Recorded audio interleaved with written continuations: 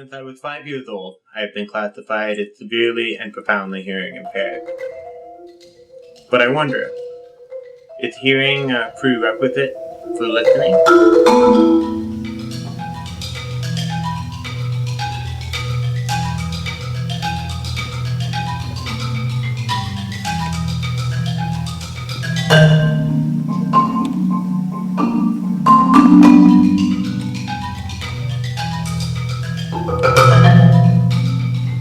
When I was 5 years old, I was on a playground, on a big piece of playground equipment.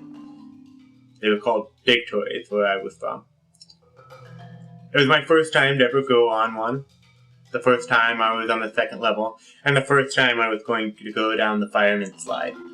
The school bully happened to be behind me. He put his foot in my back and kicked me off of the big toy. Right as I was reaching for the fireman's bowl, I landed on my side, kind of on my head, and it caused a severe concussion.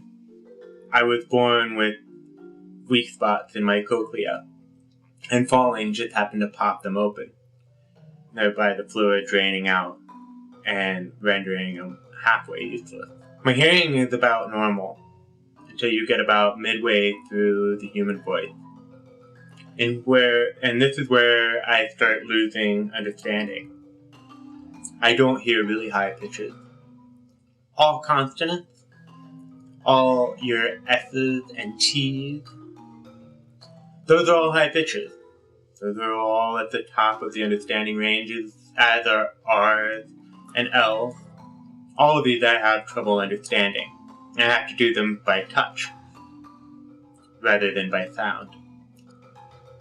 While its effect on my speech has been annoying and frustrating to no end, and it never ceases to be a problem. My hearing has actually given me more benefits than it has losses.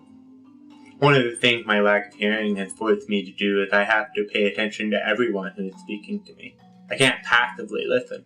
I always have to actively listen, which means I have to look at people's faces, I have to read their body movements, I have to read their lips, and I have to understand their eyes.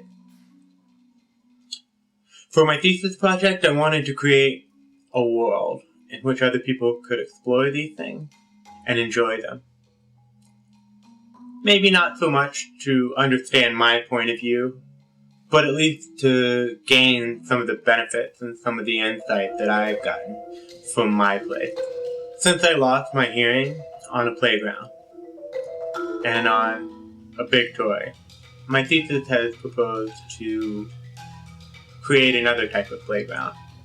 A playground that restores perception rather than takes it away, and gives adults a place to find out what it means to really pay attention, to appreciate the small things, by magnifying the small moments and movements, and bringing them into a world in which they can be readily understood and enjoyed.